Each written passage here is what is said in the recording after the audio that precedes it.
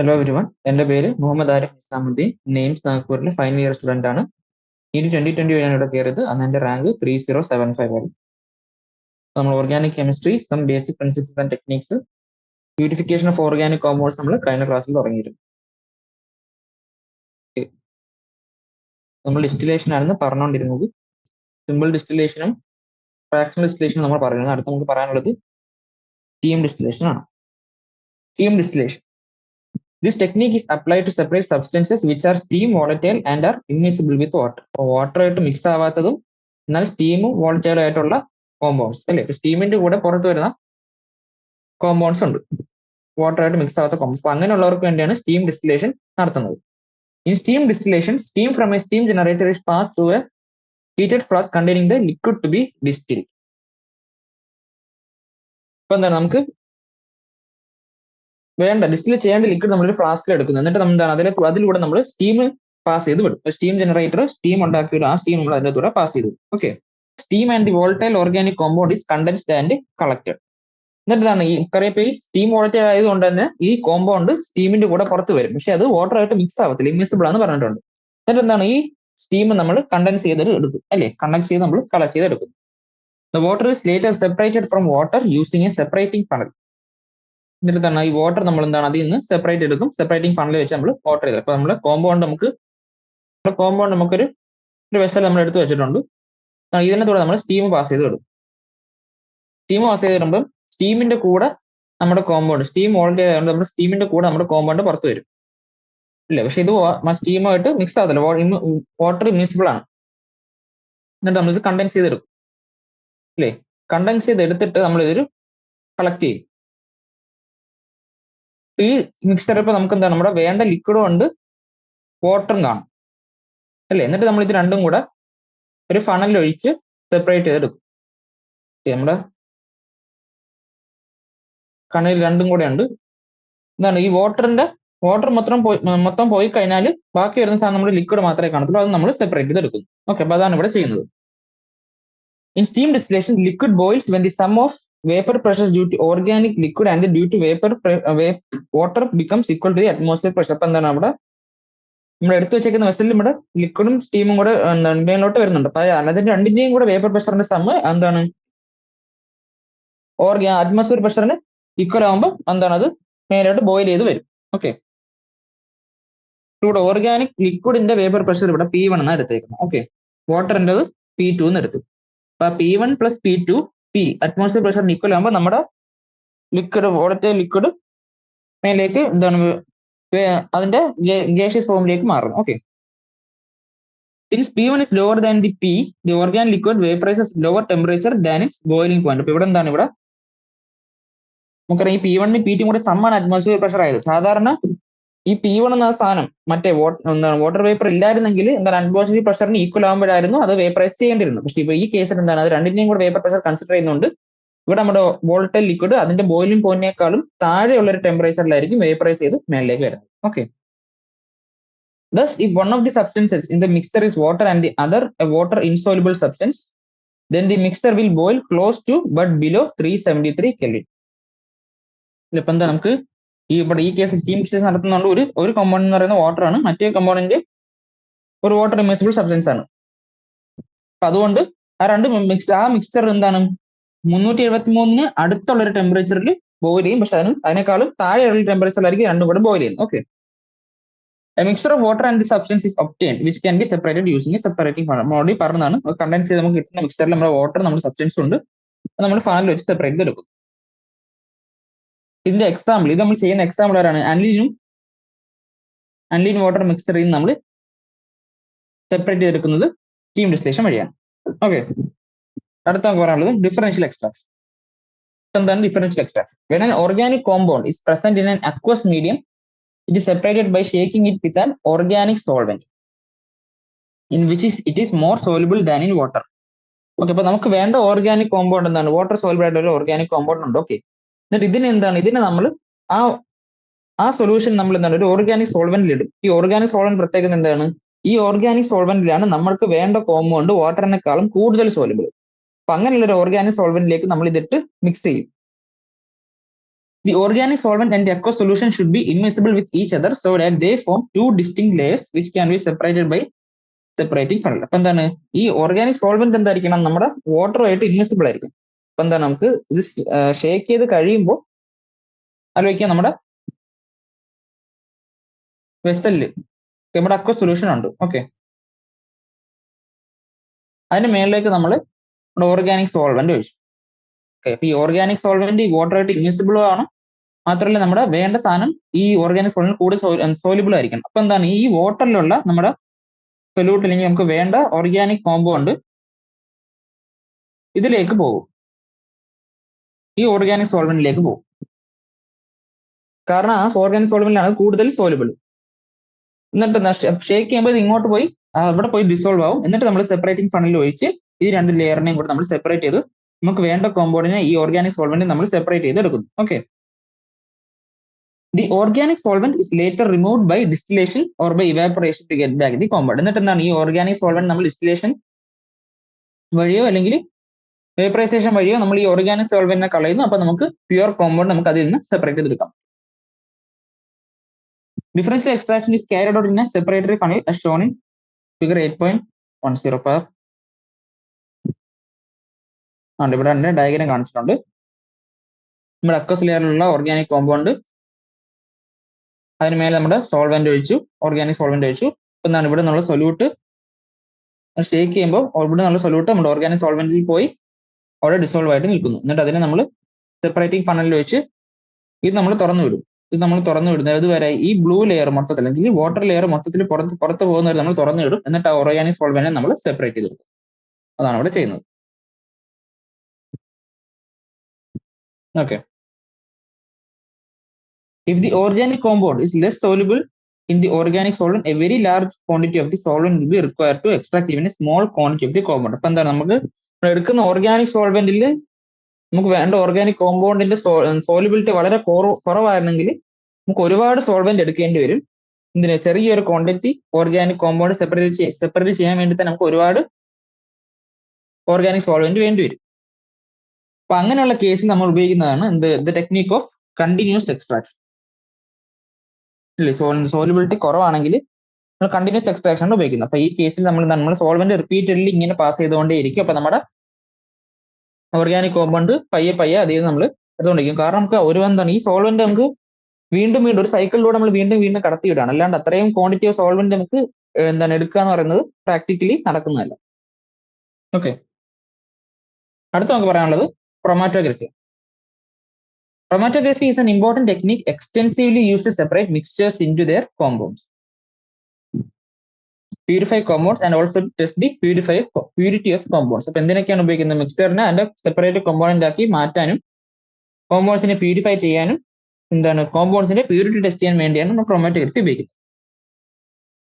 The chromatography is based on the Greek word chroma. അപ്പൊ എന്താണ് chromatography എന്ന Greek word ആണ്. ക്രോമ എന്ന് വെച്ചാൽ colour. Since the method was first used for the separation of colored substances. കാരണം ആദ്യം colored substancesനെ separate ചെയ്യാൻ വേണ്ടി നമ്മൾ ഇത് ഉപയോഗിച്ചിരുന്നത്. In this technique, the mixture of substances is applied onto a stationary phase. അപ്പൊ നമുക്ക് വേണ്ട മിക്സർ അല്ല, നമുക്ക് വേണ്ട ഓർഗാനിക് കോമ്പൗണ്ട് ഇമ്പ്യൂരിറ്റി രണ്ടും കൂടെ എന്താണ് ഒരു സ്റ്റേഷനറി ഫേസിലേക്ക് നമ്മൾ എന്താണ് അപ്ലൈ ചെയ്ത് കൊടുക്കുന്നു. അപ്പൊ ആ സ്റ്റേഷനറി ഫേസ് എന്താ സോളിഡ് ആവാം ലിക്വിഡ് ആവാം, അതിലേക്ക് നമുക്ക് എന്താണ് സെപ്പറേറ്റ് ചെയ്യേണ്ട മിക്സറിനെ നമ്മൾ വെച്ച് കൊടുക്കുന്നു. A pure solvent, a mixture of solvents or a gas is allowed to move slowly over the stationary phase. അപ്പൊ എന്താണ് ഈ സ്റ്റേഷനറി ഫേസിന്റെ മേളിലൂടെ ഒരു പ്യുവർ സോൾവെന്റോ അല്ലെങ്കിൽ ഒരു മിക്സ്ചർ ഓഫ് സോൾവെന്റോ അല്ലെങ്കിൽ ഗ്യാസോ ഏതെങ്കിലും അതിന്റെ പുറത്തുകൂടി നമ്മൾ പയ്യെ കടത്തിവിടും. The components of the mixture get gradually separated from one another. നമ്മൾ ഈ മേലോട്ട് നമ്മൾ കടത്തി വിട്ടല്ലോ ഒരു പ്യുവർ സോൾവെന്റോ മിക്സ്ചർ ഓഫ് സോൾവെന്റോ ഗ്യാസോ, അതിനെ നമ്മൾ വിളിക്കുന്ന പേരാണ് മൊബൈൽ ഫേസ്. അപ്പൊ ഈ സാധനം സ്റ്റേഷനറി ഫേസിനൂടെ ഇങ്ങനെ പുറത്തോട് ഇങ്ങനെ പയ്യെ പോകുമ്പോൾ ഓരോ കോമ്പണന്റും പയ്യെ സെപ്പറേറ്റ് ചെയ്ത് ഈ മൊബൈൽ ഫേസിന്റെ കൂടെ നീങ്ങി തുടങ്ങും. Okay, based on the principle involved, chromatography is classified into different categories. ഇപ്പൊ രണ്ടെണ്ണം ഉണ്ട് നമുക്ക് പഠിക്കാനുള്ളത്. ഏതൊക്കെയാണ്? അബ്സോർപ്ഷൻ ക്രോമാറ്റോഗ്രഫിയും പാർട്ടീഷൻ ക്രോമാറ്റോഗ്രഫി. ഓക്കെ, അപ്പൊ അത് നമുക്ക് പറയാം. അബ്സോർപ്ഷൻ ക്രോമാറ്റോഗ്രഫി എന്താ നോക്കാം. Adsorption chromatography is based on the fact that different compounds are absorbed on an absorbent to different degrees. ഇപ്പൊ എന്താണ് നമുക്കൊരു അഡ്സോർപ്ഷൻ എന്ന് പറഞ്ഞാൽ എന്താണ് ഇല്ലേ, എന്റെ ഒരു സർഫസിലേക്ക് ഒരു പാർട്ടിക്കിളിനെ പിടിച്ചു നിർത്തുന്ന ഫിനോമിനെയാണ് അഡ്സോർപ്ഷൻ എന്ന് പറയുന്നത്. അപ്പൊ നമുക്കറിയാം പല പാർട്ടിക്കിൾസ് ഒരു അബ്സോർബന്റിന്റെ മേളിൽ പല എക്സ്റ്റെന്റിലാണ് അബ്സോർബ് ചെയ്യപ്പെടുന്നത് അല്ലേ. അപ്പൊ ആ അബ്സോർപ്ഷന്റെ എക്സ്റ്റെന്റിന് ഡിഫറൻസ് വെച്ചാണ് നമ്മൾ ഇവിടെ ക്രോമാറ്റോഗ്രഫി ചെയ്യുന്നത്. Commonly used absorbents are silica gel and aluminium. ഇപ്പൊ ഇവിടെ ഉപയോഗിക്കുന്ന അബ്സോർബൻസ് ഏതൊക്കെയാണ്? സിലിക്ക ജെല്ലും അലൂമിനിയം ആണ്. When a mobile phase is allowed to move over a stationary phase, the components of the mixture move by varying distances over the stationary phase. അപ്പൊ നമുക്കിവിടെ രണ്ട് തരം അബ്സോർപ്ഷൻ ക്രോമാറ്റോഗ്രഫി പറയാനുണ്ട്. ഏതൊക്കെയാണ്? ഒന്ന് കോളം ക്രോമാറ്റോഗ്രഫിയും രണ്ട് തിൻ ലെയർ ക്രോമാറ്റോഗ്രഫി. ഇപ്പൊ column chromatography എന്താ നോക്കാം. Column chromatography involve separation of A mixture over A column of absorbent packed in A glass tube. The column is fitted with a stopcock at its lower end. The mixture absorbed on absorbent is placed on top of the absorbent column, packed in a glass tube. An appropriate eluent, which is a liquid or a mixture of liquids, allowed to flow down the column slowly. Depending on the degree to which the compounds are absorbed, complete separation takes place. അപ്പോൾ ഇവിടെ എന്താണ് നമുക്കൊരു glass ട്യൂബിൽ നമ്മൾ absorbent ഇങ്ങനെ നിറച്ച് വെച്ചിട്ടുണ്ട്. അപ്പൊ നമുക്ക് നോക്കാം. ഈ ആദ്യം നമ്മുടെ ഒരു ഗ്ലാസ് ട്യൂബ് എടുക്കുന്നു, അതിനകത്ത് നമ്മുടെ അബ്സോർബന്റ് ഒഴിക്കുന്നു. ഓക്കെ,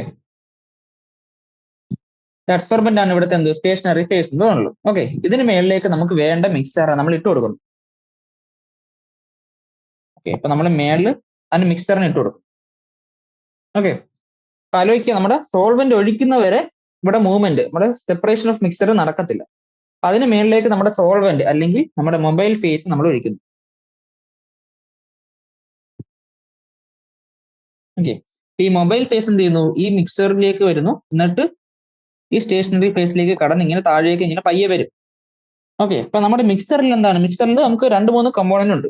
ഈ 2-3 കമ്പോണന്റ് എക്സ്റ്റെന്റ് ഓഫ് അബ്സോർപ്ഷൻ വേറെ വേറെയാണ് ഈ സോൾവെന്റിൽ. ഓക്കെ, അപ്പൊ എന്താണ് ഇത്?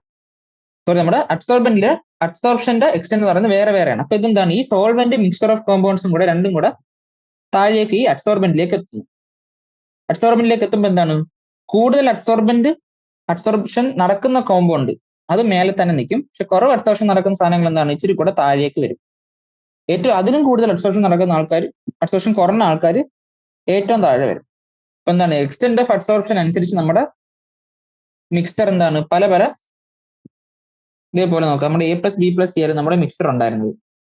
ഇവിടെ എക്കാണ് ഏറ്റവും കൂടുതൽ അബ്സോർപ്ഷൻ നടക്കുന്നത്, അതുകൊണ്ട് അത് മേലെ നിൽക്കും. B+Cക്ക് അതിലും കാട്ടിയും കുറവാണ്. ഓക്കെ, പിന്നെ ബി സി നോക്കുമ്പോൾ ബിക്കാണ് സിനെക്കാൾ ഇച്ചിരി കൂടെ അബ്സോർപ്ഷൻ ഉള്ളത്, അത് ഇപ്പം നടക്കുന്നു. സിക്കാണ് ഏറ്റവും അബ്സോർപ്ഷൻ കുറവുള്ളത്, അത് ഏറ്റവും താഴെ വരും. അതിലേക്ക് ഏറ്റവും അബ്സോർപ്ഷൻ കുറഞ്ഞ സാധനമായിരിക്കും ഏറ്റവും കൂടുതൽ ഡിസ്റ്റൻസ് ട്രാവൽ ചെയ്യുന്നതും ഏറ്റവും താഴെ വരുന്നത്. അപ്പൊ ഇങ്ങനെയാണ് നമ്മൾ കോളം ക്രോമാറ്റോഗ്രഫി വെച്ച് മിക്സ്ചേഴ്സിനെ നമ്മൾ സെപ്പറേറ്റ്. അതാണ് ഇവിടെ പറയുന്നത്. The most readily absorbed substances are retain near the top and other come down to various distance in the column. അപ്പൊ ഏറ്റവും കൂടുതൽ അബ്സോർപ്ഷൻ നടക്കുന്ന സാധനങ്ങളായിരിക്കും കോളത്തിന്റെ ഏറ്റവും മേളിൽ ഉണ്ടാവുക. ഏറ്റവും കുറവുള്ളത് അതിലും കുറവുള്ളത് താഴേക്ക് ഇങ്ങനെ വന്നുകൊണ്ടിരിക്കും. Okay, the glass plate is then placed in a closed jar containing the eluent. As the eluent rises, ഇത് അതിന്റെ അല്ല. ഓക്കെ, അടുത്ത നമ്മൾ പറയാനുള്ളത് തിൻ ലെയർ ക്രോമാറ്റോഗ്രഫി. അപ്പൊ നമ്മൾ കോളം ക്രോമാറ്റോഗ്രഫി പറഞ്ഞു. അപ്പൊ തിൻ ലെയർ ക്രോമാറ്റോഗ്രഫി എന്താ നോക്കാം. Thin layer chromatography is another type of absorption chromatography which involves separation of substances of a mixture over a thin layer of an absorbent coated on a glass plate. അപ്പൊ എന്താ, നമ്മുടെ ഒരു glass plate നമ്മൾ എടുക്കുന്നു. ആ glass പ്ലേറ്റിന്റെ മേലേക്ക് നമ്മളൊരു തിൻ ലെയർ ഓഫ് അബ്സോർബന്റ് നമ്മൾ അപ്ലൈ ചെയ്യുന്നു.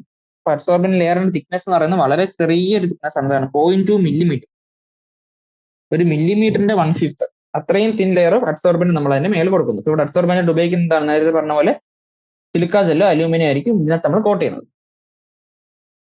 The plate is known as thin layer chromatography plate or chroma plate. അപ്പൊ നമ്മൾ ഈ ലെയർ നമ്മൾ എന്താണ്, ഈ ലെയർ നമ്മൾ ഇട്ട് കഴിഞ്ഞാൽ പിന്നെ ആ പ്ലേറ്റ് എന്താണ് സൈഡ് നമ്മൾ വിളിക്കുന്ന എന്താണ്, ഗ്ലാസ് പ്ലേറ്റ് നമ്മൾ വിളിക്കുന്ന പേര് thin layer chromatography plate അല്ലെങ്കിൽ chroma plate എന്നാണ്.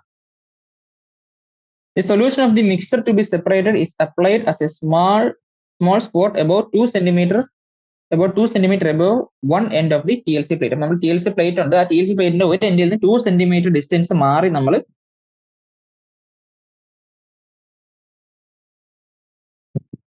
മുക്കി വയ്ക്കുമ്പോൾ ഇത് ഇമേഴ്സ്ഡ് ആയിട്ട് നിൽക്കുന്ന ആ ലൈൻ ഉണ്ടല്ലോ, നമ്മുടെ ഗ്ലാസ് TLC പ്ലേറ്റ് ഇമേഴ്സ്ഡ് ആയിട്ട് നിൽക്കുന്ന ആ ലൈനെ നമ്മൾ മാർക്ക് ചെയ്യുന്നു, അതായിരിക്കും നമ്മുടെ base line.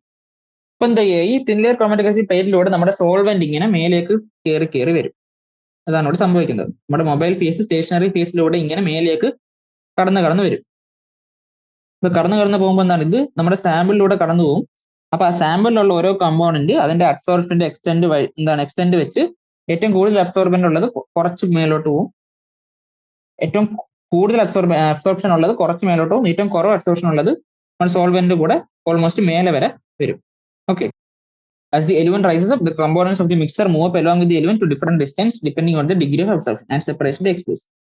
The relative absorption of each component of the mixture is expressed in terms of the retardation factor value. അപ്പൊ നമുക്ക് എന്താണ്, ഓരോ കമ്പോണന്റിന്റെയും അബ്സോർപ്ഷന്റെ റിലേറ്റീവ് അബ്സോർപ്ഷൻ നമ്മൾ എങ്ങനെയാണ് കാൽക്കുലേറ്റ് ചെയ്യുന്നത്, അത് റിട്ടാർഡേഷൻ ഫാക്ടറിൽ RF വാല്യൂ വെച്ചാണ്. അപ്പൊ RF വാല്യൂ എന്താണ്, RF is equal to distance moved by the substance from the baseline by distance moved by the solvent from the baseline. അപ്പൊ നമുക്ക് എന്താണ്, നമ്മുടെ ബേസ് ലൈൻ ഉണ്ട്, ഈ ബേസ് ലൈനിൽ നിന്ന് നമ്മൾ നോക്കുന്ന സബ്സ്റ്റൻസ്, ഓക്കെ, നമുക്ക് തന്നേക്കുന്ന മിക്സറിൽ ഏതെങ്കിലും ഒരു കമ്പോണന്റ്, ആ കമ്പോണന്റ് എത്ര മൂവ് ചെയ്തു ബേസ് ലൈനിൽ നിന്ന്, അത് നമ്മൾ X ആയിട്ട് എടുക്കും. ഓക്കെ. പക്ഷെ നമ്മുടെ സോൾവെന്റ് ബേസ് ലൈനിൽ നിന്ന് എത്ര മൂവ് ചെയ്തു, അതാണ് ഇവിടെ Y ആയിട്ട് എടുത്തിരിക്കുന്നത്, അത് Y. അപ്പൊ X/Y അതായിരിക്കും നമുക്ക് റിട്ടാർഡേഷൻ ഫാക്ടർ തരുന്നത്. ഓക്കെ. അപ്പം സെപ്പറേറ്റ് ആവുന്ന ഓരോ കമ്പോണന്റിനും നമുക്ക് റിട്ടാർഡേഷൻ ഫാക്ടർ കണ്ടുപിടിച്ച് അതിന്റെ എക്സ്റ്റെന്റ് ഓഫ് അബ്സോർപ്ഷൻ നമുക്ക് പറയാം. അപ്പൊ എക്സ്റ്റെന്റ് എന്താണ്, ഈ റിട്ടാർഡേഷൻ ഫാക്ടർ വാല്യൂ കൂടുതലാണെങ്കിൽ അതിനർത്ഥം എന്താണ്, കൂടുതലാണെങ്കിൽ അതിനർത്ഥം എന്താണ്, എക്സ്റ്റെന്റ് ഓഫ് അബ്സോർപ്ഷൻ കുറവായിരിക്കും. കാരണം എന്താ, ഈ X വാല്യൂ കൂടിയാല് അല്ലേ RF വാല്യൂ എന്താണ്, X വാല്യൂവിന് എന്താണ് പ്രൊപ്പോർഷണൽ ആണ്. X വാല്യൂ കൂടുക എന്ന് വെച്ചാൽ എന്താർത്ഥം, അതിനർത്ഥം എക്സ്റ്റെന്റ് ഓഫ് അബ്സോർപ്ഷൻ കുറവാണ്, എന്നാലേ ഇത് കൂടുതൽ ബേസ് ലൈനിൽ നിന്ന് മൂവ് ചെയ്യത്തുള്ളൂ. Okay. The spots of colored compounds are visible on TLC plate due to their original color. അപ്പൊ നമ്മുടെ ഓരോ കമ്പൗണ്ട് നമ്മൾ എങ്ങനെ റെക്കഗ്നൈസ് ചെയ്യുന്നത്, അതെല്ലാം കളേർഡ് കോമ്പൗണ്ട്സ് ആയിരിക്കണം. അപ്പൊ ആ ഒറിജിനൽ കളർ നമുക്ക് മൂവ് ചെയ്യുന്ന അവിടെ അറിയാൻ പറ്റും. Okay. The spots of colorless compounds which are invisible to the eye but flourish in ultraviolet light can be detected by putting the plate under ultraviolet light. അപ്പൊ നമുക്ക് കാണാൻ പറ്റാത്ത കമ്പോണൻസ് ഉണ്ടെന്ന് വിചാരിക്കുക, കളേർഡ് അല്ലാത്ത, കാണാൻ പറ്റാത്ത, പക്ഷെ അതിൽ അവർക്ക് ഫ്ലൂറസൻസ് ഉണ്ടെങ്കിൽ, UV ലൈറ്റിൽ ഫ്ലൂറസൻസ് ഉള്ള കമ്പോണൻസ് ആണെങ്കിൽ നമ്മൾ എന്ത്, ഈ പ്ലേറ്റ് UV ലൈറ്റിന് അടിയിൽ വെച്ച് നമുക്ക് എത്ര മൂവ് ചെയ്തു നമുക്ക് പറയാൻ പറ്റും. Another detection technique is to place the plate in a covered jar containing a few crystals of iodine. Spots of compounds which absorb iodine will show up as brown spots. ഇപ്പൊ വേറൊരു മെത്തേഡാണ്, ഈ നമുക്ക് കാണാൻ പറ്റാത്ത സാധനങ്ങൾ ഉണ്ടെങ്കിൽ അതിനെ നമ്മൾ എന്താണ്, അയഡിൻ ക്രിസ്റ്റൽസ് ഉള്ള ഒരു ജാറിൽ നമ്മൾ വെക്കുന്നു. ഓക്കെ. എന്നിട്ട് ഈ കമ്പോണൻസ് എന്ത് ചെയ്യുന്നു, അയോഡിൻ അബ്സോർബ് ചെയ്ത് ബ്രൗൺ കളറിൽ നമുക്ക് കാണാൻ പറ്റും. അതും എന്താണ്, വേറൊരു ഡിറ്റക്ഷൻ മെത്തേഡാണ്. Sometimes an appropriate reagent may also be sprayed on the plate. ഇപ്പൊ എന്താണ്, ചില സമയത്ത് നമുക്ക് ചില റിയേജൻസ് എന്താണ് ഈ സ്പോട്ട് ചെയ്യാൻ വേണ്ടി ഉപയോഗിക്കും. അപ്പൊ അങ്ങനെയുള്ള എക്സാമ്പിൾ ആണ്, for example amino acids may be detected by spraying the plate with ninhydrogen solution. Ninhydrogen solution നമ്മൾ സ്പ്രേ ചെയ്താൽ അമിനോ ആസിഡ്സ് നമുക്ക് ഡിറ്റക്ട് ചെയ്യാൻ പറ്റും. ഓക്കെ. അടുത്ത നമുക്ക് പറയാനുള്ളത് പാർട്ടീഷൻ ക്രോമാറ്റോഗ്രഫി. അപ്പൊ നമ്മളിപ്പം അബ്സോർപ്ഷൻ ക്രോമാറ്റോഗ്രഫി രണ്ടെണ്ണം പറഞ്ഞു, column ക്രോമാറ്റോഗ്രഫിയും thin layer chromatography.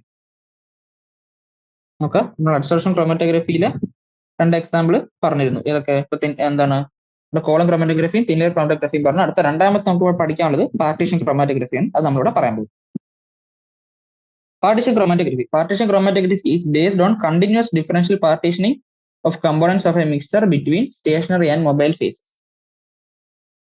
Paper chromatography is a type of partition chromatography. In paper chromatography, a special quality paper known as chromatography paper is used. From partition chromatography യുടെ example ആണ് paper chromatography. അപ്പൊ നമുക്ക് എങ്ങനെയാണെന്ന് നോക്കാം. Chromatography paper contains water trapped in it which acts as the stationary phase. അപ്പൊ നമ്മുടെ chromatography paper എന്നുള്ള സാധനമായിരിക്കും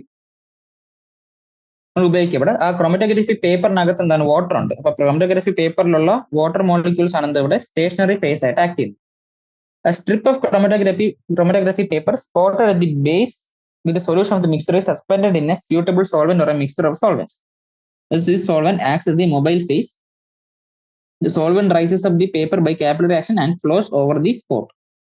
The paper selectively retains. ഇപ്പൊ ഇവിടെ എന്താണ് ഇവിടെ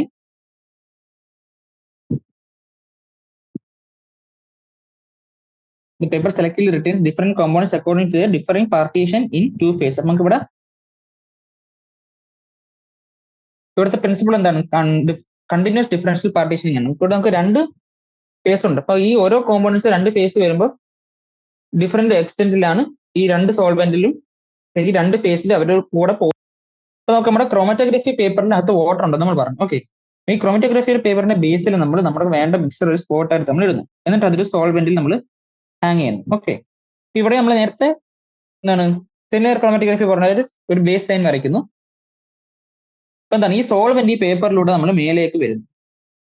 എന്താണ് കാപ്പിലറി ആക്ഷൻ വഴി മേലേക്ക് പോകുന്നു. അപ്പൊ പോകുമ്പോൾ എന്താണ് ഈ മിക്സറിന് കൂടെ പാസ് ചെയ്ത് മേലോട്ട് പോകുന്നു. Okay,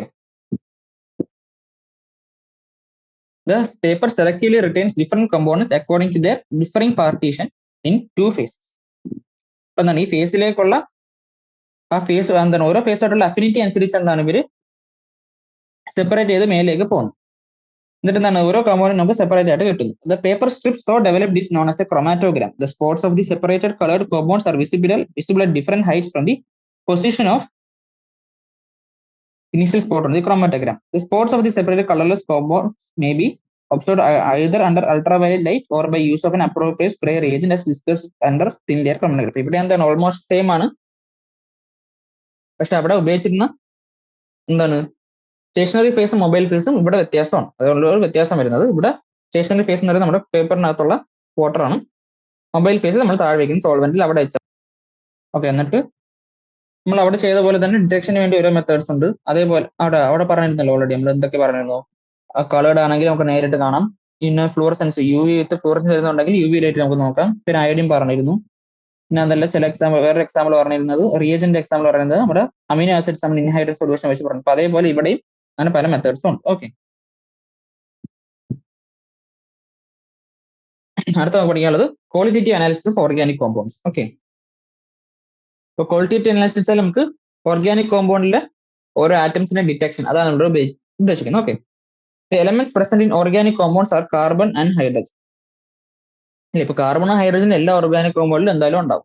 In addition to these, they may also contain oxygen, nitrogen, sulfur, halogens and phosphorus. അപ്പൊ നമുക്ക് വേറെ കോമ്പൗണ്ട്സ് ഡിറ്റക്ട് നമ്മൾ പഠിക്കുന്നത് oxygen, nitrogen, sulphur, halogens, phosphorus ഒക്കെയാണ്. ഇതൊക്കെ എങ്ങനെ ഡിറ്റക്ട് ചെയ്യാൻ നമുക്ക് നോക്കാം. Detection of carbon and hydrogen. Carbon and hydrogen are detected by heating the compound with copper 2 oxide. Carbon present in the compound is oxidized to carbon dioxide and hydrogen to water. Okay, അപ്പൊ ഇവിടെ എന്താണ് ഇവിടെ നമുക്ക് വേണ്ട organic compound നമ്മൾ എന്താണ് copper oxide വെച്ച് react ചെയ്യുന്നു. ഇവിടെ കോപ്പർ ഓക്സൈഡ് വെച്ച് റിയാക്ട് ചെയ്യുമ്പോൾ എന്താണ് ഇവിടെ കാർബൺ ഓക്സിഡേഷൻ സംഭവിച്ച് കാർബൺ കോപ്പർ ആയിട്ട് മാറും. കോപ്പർ അല്ല, കാർബൺ ഡയോക്സൈഡ് ആയിട്ട് മാറും. പിന്നെ ഹൈഡ്രജൻ എന്തായിട്ട് മാറും ഇവിടെ എന്താണ് വാട്ടർ മോളിക്യൂൾ ആയിട്ട് മാറും. ഇത് ഉണ്ടായോ ഇല്ലയോ നമ്മൾ എങ്ങനെ ടെസ്റ്റ് ചെയ്യുക? ഈ ഉണ്ടായ CO2 ഇവിടെ നമുക്ക് പ്രൊഡക്ട്സ് കിട്ടില്ല. പ്രൊഡക്ട്സിനെ നമ്മൾ ലൈം വാട്ടറിലൂടെ കടത്തിവിടും. ലൈം വാട്ടറിലോട്ട് കടത്തി വിടുമ്പോൾ എന്ത് പറ്റും? ലൈം വാട്ടറിൽ ടർബിഡിറ്റി ഡെവലപ്പ് ചെയ്താൽ അതിനർത്ഥം എന്താണ് അവിടെ CO2 ഉണ്ടെന്ന് നമുക്ക് പറയാം. പിന്നെ ഈ കിട്ടുന്ന പ്രൊഡക്ട്സ് നമ്മൾ കോപ്പർ സൾഫേറ്റ് നമ്മൾ മിക്സ് ചെയ്യുമ്പോൾ അതിന് ബ്ലൂ കളർ സൊല്യൂഷൻ വരുന്നുണ്ടെങ്കിൽ, ബ്ലൂ കളർ കിട്ടുന്നുണ്ടെങ്കിൽ അതിനർത്ഥം എന്താ അവിടെ അൺഹൈഡ്രസ് കോപ്പർ സൾഫേറ്റിൽ നമ്മൾ എന്താണ് ഇട്ട് കൊടുക്കുമ്പോൾ അവിടെ ബ്ലൂ കളർ ഡെവലപ്പ് ചെയ്യുന്നുണ്ടെങ്കിൽ അതിനർത്ഥം എന്താണ് അവിടെ വാട്ടർ മോളിക്യൂളിന്റെ പ്രസൻസും ഉണ്ട്. ഓക്കെ, കാരണം കോപ്പർ സൾഫേറ്റ് സൊല്യൂഷന്റെ കളർ എന്താണ് ബ്ലൂ ആണ്. അപ്പോൾ വാട്ടർ മോളിക്യൂൾസ് ഉണ്ടെങ്കിൽ എന്താ അവിടെ കോപ്പർ സൾഫേറ്റ് സൊല്യൂഷൻ ഉണ്ടാകത്തുള്ളൂ. അപ്പൊ അങ്ങനെയാണ് ബ്ലൂ കളർ കിട്ടുന്നത്. ഓക്കെ, ലൈം വാട്ടറിലൂടെ കടത്തിലും ടെർബിഡിറ്റി ഉണ്ടെന്ന് എന്താ നോക്കാം. അത് ഇവിടെ കാണിച്ചിട്ടുണ്ട്. CO2 കാൽഷ്യം ഹൈഡ്രോക്സൈഡ് ആയിട്ട് റിയാക്ട് ചെയ്യുന്നതാണ്. ഈ കാൽഷ്യം കാർബണിന്റെ പ്രസിഡിറ്റി ഉണ്ടാവും, അതുകൊണ്ടാണ് ടെർബിഡിറ്റി ഉണ്ടാകുന്നത്. പിന്നെ CuSO4 5H2 ഉണ്ടാകുന്നത്, അതും അതിന്റെ കളറാണ് ബ്ലൂ കളർ എന്ന് പറയുന്നത്. നമ്മൾ കാർബണിന്റെയും ഹൈഡ്രജൻ ഡിറ്റക്ഷൻ കോപ്പർ ഓക്സൈഡ് വെച്ചാണ് ചെയ്യുന്നത്. വേറെ ബാക്കി എലമെന്റ്സിന്റെ ഡിറ്റക്ഷൻ എങ്ങനെ നോക്കാം. Hydrogen, sulfur, halogens and phosphorus present in organic compounds are detected by Lassaine's test. അപ്പോൾ Lassaine's test വെച്ചാൽ നമ്മൾ ബാക്കിയുള്ള എലമെന്റ്സ് ഡിറ്റക്ട് ചെയ്യുന്നത്. അപ്പൊ എങ്ങനെ നോക്കാം. The elements present in the compound are converted from covalent form into the ionic form by fusing the compound with sodium metal. ഇപ്പൊ എന്താണ് ഇവര് ഡയറക്ട്ലി സോഡിയം മെറ്റലുമായിട്ട് നമ്മുടെ ഓർഗാനിക് കോമ്പൗണ്ട് ചെയ്യുന്നത് നമ്മൾ ഹീറ്റ് ചെയ്യുന്നു. ഓക്കെ, അപ്പൊ നമ്മുടെ ഓർഗാനിക് കോമ്പൗണ്ടിൽ നൈട്രജൻ ഉണ്ടെന്ന് വിചാരിക്കുക. ഓക്കെ, ഇപ്പൊ നൈട്രജൻ ഉണ്ടെങ്കിൽ എന്താണ്, ഓർഗാനിക് കോമ്പൗണ്ടിൽ എന്തായാലും ഒബിയസ്ലി കാർബൺ കാണും. ഇപ്പൊ നൈട്രജൻ ഉണ്ടെങ്കിൽ സോഡിയം മെറ്റലായിട്ട് ഈ കാർബൺ നൈട്രജൻ കൂടെ ഫ്യൂസ് ചെയ്ത് എന്താണ് അവിടെ NaCN ഉണ്ടാകും. അതേപോലെ അതിനകത്ത് സൾഫർ ഉണ്ടെങ്കിൽ എന്താണ് Na2S ഉണ്ടാവുന്നു. അതേപോലെ ഹാലജൻസ് ഉണ്ടെങ്കിൽ അത് സോഡിയം ഹാലൈഡ് ആവും. അപ്പൊ ഇതെല്ലാം ഉണ്ടാവും. ഓക്കെ, ഇനി cyanide, sulfur and halide of sodium formed on sodium fused extracted from the fused mass by boiling with the distilled water. അന്ന് നമുക്ക് കിട്ടിയ ആ ഫ്യൂസ്ഡ് പ്രോഡക്റ്റ് എന്താണ് നമ്മൾ ഡിസ്റ്റിൽഡ് വാട്ടർ വെച്ച് ബോയിൽ ചെയ്ത് നമ്മൾ എക്സ്ട്രാക്ട് ചെയ്തെടുക്കും. അപ്പൊ ആ കിട്ടിയ എക്സ്ട്രാക്റ്റിനെയാണ് നമ്മൾ സോഡിയം ഫ്യൂഷൻ എക്സ്ട്രാക്ട് എന്ന് വിളിക്കുന്നത്. ഈ സാധനങ്ങൾ വാട്ടറിലൂടെ ബോയിൽ ചെയ്ത് നമ്മൾ എക്സ്ട്രാക്ട് ചെയ്തെടുക്കുന്ന സാധനങ്ങളാണ് നമ്മൾ സോഡിയം ഫ്യൂഷൻ എക്സ്ട്രാക്ട് എന്ന് വിളിക്കുന്നത്. നമ്മൾ സോഡിയം ഫ്യൂഷൻ എക്സ്ട്രാക്ട് കിട്ടി അല്ലേ? സോഡിയം ഫ്യൂഷൻ എക്സ്ട്രാക്റ്റിനകത്ത് ഏതുണ്ട് നമ്മൾ ഇങ്ങനെ കണ്ടുപിടിക്കും. അത് നൈട്രജന്റെ ടെസ്റ്റ് ആണ് പറയുന്നത്. The sodium fusion extract is boiled with iron sulfate and then acidified with concentrated sulfuric acid. The formation of Prussian blue colors confirm the presence of nitrogen. ഇപ്പൊ എന്താണ് അയൺ സൾഫേറ്റും കോൺസെൻട്രേറ്റഡ് സൾഫ്യൂരിക് ആസിഡും ഇടുമ്പോൾ നമുക്ക് Prussian blue colour കിട്ടിയാൽ അത് നൈട്രജന്റെ presence കാണിക്കും. Okay, അപ്പൊ റിയാക്ഷൻ എങ്ങനെ നടക്കും നോക്കും. Sodium cyanide first reacts with iron sulphate and form sodium hexacyanoferrate. അതാണ് ഇവിടെ കാണിക്കുന്നത്. നമ്മുടെ സയനൈഡ് അയണും Fe കൂടെ ചേർന്ന് നമുക്ക് സോഡിയം ഹെക്സാസൈനോഫെറൈറ്റ് അയോൺ ഇവിടെ ഫോം ചെയ്യുന്നു. On heating with concentrated sulphuric acid some iron 2 ions അല്ലെങ്കിൽ ferrous ions are oxidized to ferric ions which react with the sodium hexacyanide to produce iron 3 hexacyanide. അപ്പൊ എന്താണ് ഇവിടെ നമുക്ക് ഈ അയോൺ ഹെക്സാസൈനൈഡോഫെറൈറ്റ് അയോൺ എന്താണ് കുറച്ച് Fe3+ അയോണുമായിട്ട് റിയാക്ട് ചെയ്ത് നമുക്ക് അയൺ 3 ഹെക്സാസൈനൈഡോഫെറൈറ്റ് 2 അയോൺ അല്ലെങ്കിൽ ഈ കോംപ്ലക്സ് നമുക്ക് കിട്ടുന്നു. ഓക്കെ, ഇപ്പൊ ഇവിടെ Fe ഇത് 3+ ആണ്, അകത്തുള്ളത് 2+ ആണ്. ഈ കോംപ്ലക്സ് നമുക്ക് കിട്ടുന്നതുകൊണ്ടാണ് ഇത് നമുക്ക് പ്രഷ്യൻ ബ്ലൂ കളർ വരുന്നത്. ഓക്കെ, അപ്പൊ നമ്മൾ പറയുകയാണെങ്കിൽ നമ്മുടെ സോഡിയം ഫ്യൂഷൻ എക്സ്ട്രാക്റ്റിൽ നൈട്രജൻ ഉണ്ടെങ്കിൽ അത് സയനൈഡ് ഉണ്ടാവും. നമ്മൾ ഫ്യൂഷൻ നടത്തുമ്പോൾ ആ സയനൈഡ് അയോൺ എന്താണ് ഫെറസ് അയോണായിട്ട് റിയാക്ട് ചെയ്ത് ഹെക്സാസൈനൈഡോഫെറൈറ്റ് അയോൺ ഉണ്ടാകുന്നു. ആ ഹെക്സാസൈനൈഡോഫെറൈറ്റ് അയോൺ എന്താ നമ്മുടെ Fe3+ അയോണായിട്ട് റിയാക്ട് ചെയ്ത് നമുക്ക് കോംപ്ലക്സ് തരുന്നു. ആ കോംപ്ലക്സ് ആണ് നമുക്ക് Prussian blue colour. Prussian blue colour ഉണ്ടെങ്കിൽ നമുക്ക് നമ്മുടെ ഓർഗാനിക് കോമ്പൗണ്ടിൽ നൈട്രജൻ ഉണ്ടെന്ന് പറയാം. ഓക്കെ, അടുത്ത നമുക്ക് എന്താണ് ടെസ്റ്റ് ഫോർ സൾഫർ ആണ് പറയുന്നത്. The sodium fusion extract is acidified with acetic acid and lead acetate is added to it. അപ്പൊ എന്താ നമ്മുടെ ഫ്യൂഷൻ എക്സ്ട്രാക്റ്റിൽ സൾഫർ ഉണ്ടെങ്കിൽ അതെന്താണ് അസറ്റിക് ആസിഡ് വെച്ച് അസിഡിഫൈ ചെയ്ത് നമ്മൾ ലെഡ് അസിറ്റേറ്റ് അതിനകത്തോട്ട് ആഡ് ചെയ്തു. അപ്പൊ ലെഡ് അസിറ്റേറ്റ് നമ്മൾ ആഡ് ചെയ്യുമ്പോൾ എന്താണ് അവിടെ ലെഡ് സൾഫൈഡ് ഉണ്ടാകുന്നു. ലെഡ് സൾഫൈഡിന്റെ കളറാണ് ബ്ലാക്ക്. അപ്പൊ ബ്ലാക്ക് പ്രസിപ്പിറ്റേറ്റ് കളർ നമുക്ക് അവിടെ കിട്ടിയാൽ എന്താണ് അതിനർത്ഥം അവിടെ സൾഫർ ഉണ്ടെന്നാണ്. അവിടെ സൾഫൈഡ് അയോണും ലെഡ് അയണും കൂടെ റിയാക്ട് ചെയ്ത് ലെഡ് സൾഫൈഡ് തരും. അതാണ് ബ്ലാക്ക് പ്രസിപ്പിറ്റേറ്റ്. അതാണ് ഒരു മെത്തേഡ്. ഈ രണ്ടാമത് സൾഫർ മെത്തേഡുള്ള സൾഫറിന്റെ ഡിറ്റക്ഷൻ ഉള്ള മെത്തേഡാണ് on treating sodium fusion extract with sodium nitroprusside. Appearance of a violet colour further indicates the presence of sulphur. അപ്പൊ എന്താണ് നമ്മൾ സൾഫൈഡ് അയോൺ സോഡിയം നൈട്രോപ്രോസൈഡുമായിട്ട് റിയാക്ട് ചെയ്ത് എന്താണ് നമുക്കൊരു വയലറ്റ് കളർ കോംപ്ലക്സ് തരുന്നു. അതും സൾഫറിന്റെ ടെസ്റ്റ് ആണ്. Okay, in case nitrogen and sulfur both are present in an organic compound, sodium thiocyanate is formed. It gives blood red color and no Prussian blue since there are no free cyanide ions. അപ്പൊ എന്താണ് നമ്മൾ നേരത്തെ cyanide ion എന്താണ് cyanide ion ആയിട്ട് എന്താണ് ഹെക്സാസൈനൈഡോഫെറൈറ്റ് ion ഒക്കെ ഉണ്ടായി. അത് Fe3+ റിയാക്ട് ചെയ്ത് പ്രഷ്യൻ ബ്ലൂ കളർ തരുമെന്ന് പറഞ്ഞിരുന്നു. പക്ഷെ ഇൻ കേസ് നമ്മുടെ കോമ്പൗണ്ടിൽ എന്താണ് നൈട്രജനും സൾഫറും ഉണ്ടെങ്കിൽ അത് സോഡിയം ആയിട്ട് റിയാക്ട് ചെയ്ത് എന്തുണ്ടാവും, ആദ്യം സോഡിയം തയോസൈനേറ്റ് ഉണ്ടാവും. ആ സോഡിയം തയോസൈനേറ്റ് എന്ത് ചെയ്യുന്നു Fe3+ റിയാക്ട് ചെയ്ത് നമുക്കൊരു ബ്ലഡ് റെഡ് കളേർഡ് കോംപ്ലക്സ് ആണ്. അപ്പം പ്രഷ്യൻ ബ്ലൂ കളർ തന്നാൽ ഇവിടെ നൈട്രജൻ മാത്രമേ ഉള്ളൂ. പക്ഷെ ബ്ലഡ് റെഡ് കളറാണ് നമുക്ക് കിട്ടുന്നതെങ്കിൽ അതിനർത്ഥം അവിടെ നൈട്രജനും സൾഫറും ഉണ്ടെന്ന് നമുക്ക് ഉറപ്പിക്കാം. ഈ sodium fusion is carried out with excess of sodium, the thiocyanate decomposes to yield cyanide and sulfide. These ions give their usual test. അപ്പൊ നമുക്ക് എന്താണ് നമ്മൾ ഫ്യൂഷൻ നടത്തുന്നത് എന്താണ് എക്സസ് ഓഫ് സോഡിയം വെച്ചാണെങ്കിൽ അവിടെ നമുക്ക് രണ്ടും കിട്ടും, NaCN-ഉം Na2S-ഉം കിട്ടും. അപ്പൊ എന്താണ് ഇവര് അവരുടെ രണ്ട് ടെസ്റ്റുകളും ഇവര് തരും. വെച്ചാൽ നമ്മുടെ പ്രഷ്യൻ ബ്ലൂ കളർ കിട്ടും, ഇപ്പൊ നമ്മുടെ ഈ വയലറ്റ് കളറും കിട്ടും ഓരോ ടെസ്റ്റ് നമ്മൾ ചെയ്യുമ്പോൾ. ഓക്കെ, അടുത്ത test for halogens. The sodium fusion extract is acidified with nitric acid and then treated with silver nitrate. അപ്പൊ എന്താണ് നമ്മൾ nitric acid plus silver nitrate നമ്മുടെ സോഡിയം ഫ്യൂഷൻ എക്സ്ട്രാക്ട് ആയിട്ട് കിട്ടുന്നു. A white precipitate soluble in ammonium hydroxide shows the presence of chlorine.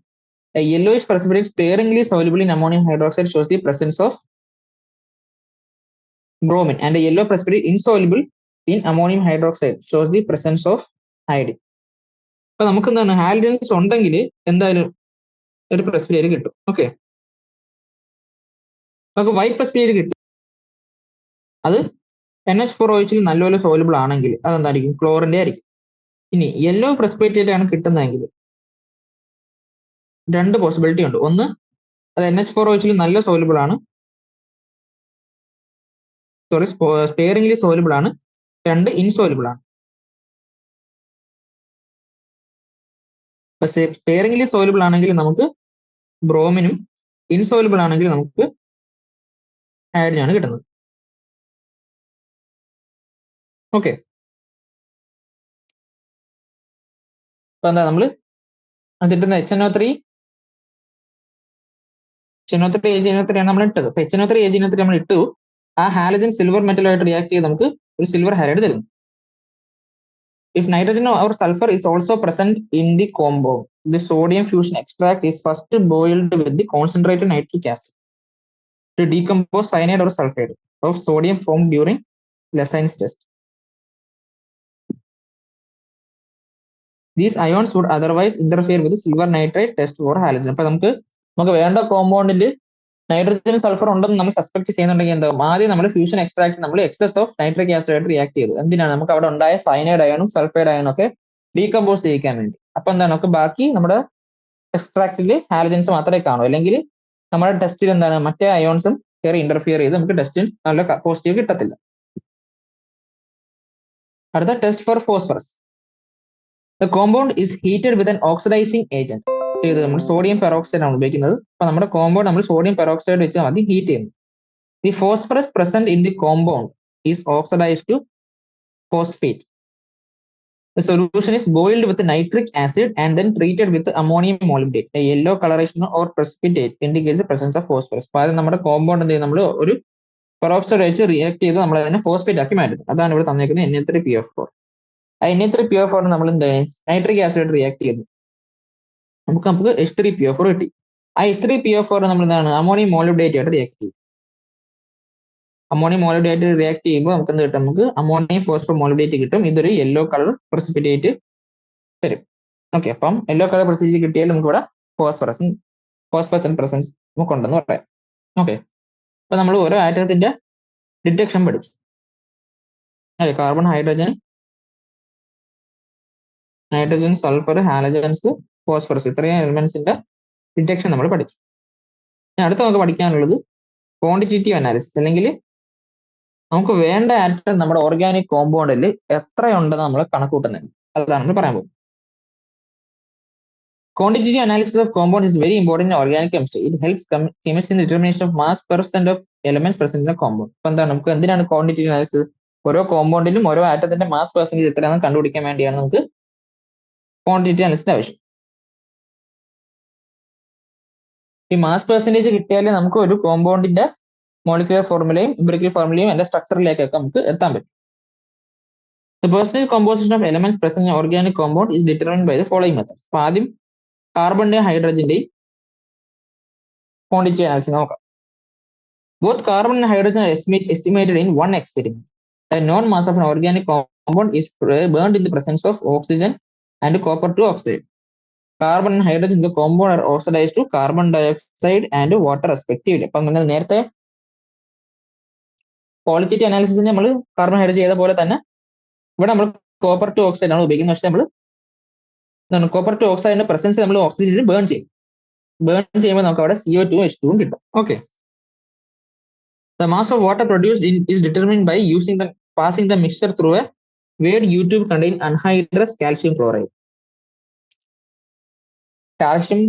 Carbon dioxide is absorbed in another U-tube containing concentrated solution of potassium hydroxide. These tubes are connected in series The increase in mass of calcium chloride and potassium hydroxide gives their amount of water and carbon dioxide from which the percentages of carbon hydrogen are calculated. ഇപ്പോൾ ഇവിടെ എന്താണ് ചെയ്യുന്നത്? നമ്മുടെ organic compound നമ്മൾ combustion നടത്തുന്നു. Combustion നടത്തുമ്പോൾ എന്ത് പറ്റുന്നു? കമ്പഷൻ നടത്തുമ്പോൾ നമുക്ക് ട്യൂബിലൂടെ CO2 H2 കൂടെ പോകും. H2 കൂടെ ഉണ്ടാകുന്ന ഇതിലൂടെ പാസ് ചെയ്യുന്നു. അപ്പോൾ ആദ്യം എന്ത് ചെയ്യുന്നു? ആദ്യം ഇതിനെ ഒരു അൺഹൈഡ്രസ് കാൽഷ്യം ക്ലോറൈഡ് ഉള്ള ട്യൂബിൽ കൂടെ പാസ് ചെയ്യും. അൺഹൈഡ്രസ് കാൽഷ്യം ക്ലോറൈഡ് ട്യൂബിൽ കൂടെ പാസ് ചെയ്യുമ്പോൾ എന്ത് പറ്റും? നമ്മുടെ മിക്സറിലുള്ള CO2 + H2 ആണ് നമുക്ക് കിട്ടിയ പ്രൊഡക്റ്റ്. ഇവിടുത്തെ H2O ഇവിടെ നിൽക്കും. ഇപ്പൊ ബാക്കിയുള്ള CO2 എന്തോവും? ബാക്കിയുള്ള CO2 നമ്മുടെ KH സൊല്യൂഷനിലൂടെ പോകും. അപ്പൊ അവിടെ CO2 നമ്മുടെ KOH പിടിച്ചു നിർത്തി ബാക്കിയുള്ള ഓക്സിജൻ ഇതിലൂടെ കടന്നു. അപ്പൊ നോക്കുക, അപ്പൊ നമുക്ക് ഈ യൂട്യൂബിലുള്ള അൺഹൈഡ്രസ് കാൽഷ്യം ക്ലോറൈഡിന്റെയും KOHന്റെയും വെയിറ്റ് നമുക്ക് ഓൾറെഡി അറിയാം. ഓക്കെ, ഇത് കടത്തി വിടുന്നതിന് മുമ്പുള്ള വെയിറ്റ് നമുക്ക് അറിയാം. അപ്പൊ ഇത് കടത്തി വിട്ട് കഴിയുമ്പോഴുള്ള വെയിറ്റ് നമുക്ക് കിട്ടിയാൽ ഓരോന്നിലുള്ള CO2ന്റെയും H2ന്റെയും വാട്ടർ എത്ര വന്നു എന്നുള്ള നമുക്ക് കണ്ടുപിടിക്കാൻ പറ്റില്ല. അപ്പൊ ആദ്യം ആലോചിക്കുക, നമുക്ക് ആദ്യം ഇവിടെ ഉണ്ടായിരുന്ന കാൽഷ്യം ക്ലോറൈഡിന്റെ വെയിറ്റ് 100 ഗ്രാം ആയിരുന്നു ആലോചിക്കുക. ഇല്ലേ, നമുക്ക് വേണ്ട പ്രൊഡക്റ്റ് പാസ് ചെയ്ത് കഴിഞ്ഞപ്പോൾ 106 ഗ്രാമായി ഇതിന്റെ വെയിറ്റ് എങ്കിൽ അതിനർത്ഥം എന്തായി? ഇവിടെ 6 ഗ്രാം വാട്ടർ കയറി. അതേപോലെ തന്നെ ഇവിടെയും എത്ര CO2 കയറി നമുക്ക് കണ്ടുപിടിക്കാൻ പറ്റും. എത്ര വാട്ടർ എത്ര CO2 ഉണ്ടായി നമ്മൾ കണ്ടുപിടിക്കുന്നു. ഓക്കെ, നമുക്ക് വേണ്ട ഓർഗാനിക് കോമ്പൗണ്ടിൽ നിന്ന് എത്ര വാട്ടർ എത്ര CO2 ഉണ്ടായി നമ്മൾ കണ്ടുപിടിക്കുന്നു. അത് കണ്ടുപിടിച്ചതിന് ശേഷം എന്താണ്? പെർസെന്റേജ് ഓഫ് കാർബൺ നമ്മൾ എങ്ങനെ കണ്ടുപിടിക്കും, അല്ലെങ്കിൽ പെർസെന്റേജ് ഹൈഡ്രജൻ നമ്മൾ എങ്ങനെ കണ്ടുപിടിക്കാം നമുക്ക് നോക്കാം. Let the mass of organic compound be m gram. Mass of water and carbon dioxide produced be m1 and m2 respectively. Okay, അപ്പം നമ്മൾ വാട്ടറിന്റെ വെയിറ്റ് നമ്മളിവിടെ ഉണ്ടായ വാട്ടറിന്റെ വെയിറ്റ് m1 എന്ന് എടുക്കുന്നു, CO2ന്റെ വെയിറ്റ് m2 എന്ന് എടുക്കുന്നു. അപ്പൊ നമ്മൾ നോക്കുക, ഇവിടെ CO2 എടുക്കുകയാണ്. CO2 എടുക്കുമ്പോൾ എന്താണ്? ടോട്ടൽ മാസ് നമുക്ക് മോളിക്കുലർ മാസ് 44 ആണ് നമുക്കറിയാം, അല്ലേ? ഗ്രാം മോളിക്കുലർ മാസ് നമുക്ക് 44 ഗ്രാം ആണെന്നറിയാം. അതിനകത്ത് കാർബണിന്റെ വെയിറ്റ് എത്രയാണ്? കാർബൺ ഒറ്റ കാർബൺ ഉള്ളതിന്റെ 12 ഗ്രാം ആണെന്നറിയാം, അല്ലേ? അപ്പം CO2 12 ഗ്രാം ആണ് CO2 ടോട്ടൽ കാർബണിന്റെ വെയിറ്റ്, അല്ലേ? അത് ഇൻറ്റു നമുക്കിവിടെ ഉണ്ടായ CO2ന്റെ വെയിറ്റ്, അതായത് ഇവിടെ m2 എടുത്തേക്കാം, അത് ഡിവൈഡഡ് ബൈ നമ്മൾ എടുത്തേക്കുന്ന ഓർഗാനിക് കോമ്പൗണ്ട് ടോട്ടൽ വെയിറ്റ്, അത് ഇൻറ്റു 100. അതായിരിക്കും എന്ത്? അതായിരിക്കും നമ്മുടെ പെർസെൻറ്റേജ് ഓഫ് കാർബൺ വരുന്നത്. ഓക്കെ, അപ്പൊ കാർബൺ ഡയോക്സൈഡില് കാർബണിന്റെ മാസ് അത് ഇൻറ്റു നമുക്ക് ഉണ്ടായ കാർബൺ ഡയോക്സൈഡ് എത്ര ഓർഗാനിക് കോമ്പൗണ്ടിൽ ഉണ്ടായി അത് ഇൻറ്റു 100 ചെയ്യുമ്പോൾ നമുക്ക് പെർസെൻറ്റേജ് ഓഫ് കാർബൺ കിട്ടും. അതേപോലെ തന്നെ പെർസെൻറ്റേജ് ഓഫ് ഹൈഡ്രജൻ, അല്ലേ? നമുക്കറിയാം വാട്ടർ മോളിക്യൂൾ ആണ്, അതിന്റെ ഗ്രാം മോളിക്കുലർ മാസ് 18 ഗ്രാം ആണ്. അതിനകത്ത് എത്ര ഗ്രാം ഹൈഡ്രജൻ ഉണ്ട്? 2 ഗ്രാം ഉണ്ട്. അപ്പൊ അതുകൊണ്ട് 2/18 ഇൻറ്റു m1, അതാണ് നമുക്ക് കിട്ടിയ വാട്ടറിന്റെ മാസ്, അത് ഇൻറ്റു അത് divided by total mass of the organic compound into 100. അത് ചെയ്യുമ്പോൾ നമുക്ക് പെർസെൻറ്റേജ് ഓഫ് ഹൈഡ്രജൻ കിട്ടും. അപ്പൊ സിമ്പിൾ ലോജിക് ആണ്. എങ്ങനെയാണ് നമ്മൾ പെർസെൻറ്റേജ് ഓഫ് കാർബണും പെർസെൻറ്റേജ് ഓഫ് ഹൈഡ്രജൻ നമ്മൾ കണ്ടുപിടിക്കുന്നത്? ഇതാണ് അവിടെ തന്നേക്കുന്നത്, കണ്ടോ? അടുത്ത നമുക്ക് പറയാനുള്ളത് നൈട്രജന്റെ ക്വാണ്ടിറ്റി എസ്റ്റിമേഷൻ ആണ്. അപ്പൊ അതിന് നമുക്ക് 2 മെത്തേഡ് ഉണ്ട്, ഡൂമാസ് മെത്തേഡും ജെൽഡാസ് മെത്തേഡും. അതെന്താ നമുക്ക് നോക്കാം. ഇപ്പൊ ആദ്യം Dumas method. The nitrogen containing organic compound when heated with copper oxide in atmosphere of carbon dioxide yields free nitrogen in addition to carbon dioxide in water. അപ്പൊ എന്താണ്? നമുക്ക് നൈട്രജൻ കണ്ടെയ്നിങ് ഓർഗാനിക് കോമ്പൗണ്ട് നമ്മൾ എന്താണ്? നമ്മൾ copper ഓക്സൈഡിന്റെ പ്രസൻസിൽ heat ചെയ്യുന്നു. Heat ചെയ്യുമ്പോൾ നമുക്കിവിടെ free nitrogen liberate ചെയ്യുന്നു. അതിന്റെ കൂടെ ആരൊക്കെ ഉണ്ടാവും? CO2 വാട്ടറും ഉണ്ടാവും. Okay, traces of nitrogen oxides formed if any are reduced to nitrogen by passing the gaseous mixture over a heated copper gas. അപ്പൊ അതിന്റെ കൂടെ നൈട്രജൻ ഓക്സൈഡ്സ് ഉണ്ടെങ്കിൽ അതിനെ നമ്മൾ റെഡ്യൂസ് ചെയ്യുന്നു, നൈട്രജൻ ആക്കി മാറ്റുന്നത് എങ്ങനെയാണ്? അതിനെ ഒരു ഹീറ്റഡ് കോപ്പർ ഗോസിലൂടെ പാസ് ചെയ്ത് അതിനെ നമ്മൾ നൈട്രജൻ ആക്കി മാറ്റുന്നു. The mixture of gases so produced is collected over an aqueous solution of potassium hydroxide, which absorbs carbon dioxide. Nitrogen is collected in the upper part of the graduated tube. അപ്പൊ അതിന്റെ diagram നമുക്ക് ഇവിടെ തന്നിട്ടുണ്ട്. അപ്പൊ CO2 ഉള്ള അറ്റ്മോസ്ഫിയറിൽ നമ്മൾ nitrogen കണ്ടിന് organic compound നമ്മൾ CO വെച്ച് ഹീറ്റ് ചെയ്യുന്നു, അപ്പോൾ അവിടെ നൈട്രജൻ ഉണ്ടാകുന്നു. നൈട്രജൻ ഓക്സൈഡ് ഉണ്ടായാൽ അത് നമ്മുടെ കോപ്പർ ഗോസിലൂടെ കടത്തി വിടുമ്പോൾ അത് നൈട്രജൻ ആയിട്ട് മാറുന്നു. അപ്പൊ എന്താണ് ഇതിലൂടെ നമുക്ക് വാട്ടറും CO2 N2 കൂടെ വരുന്നു.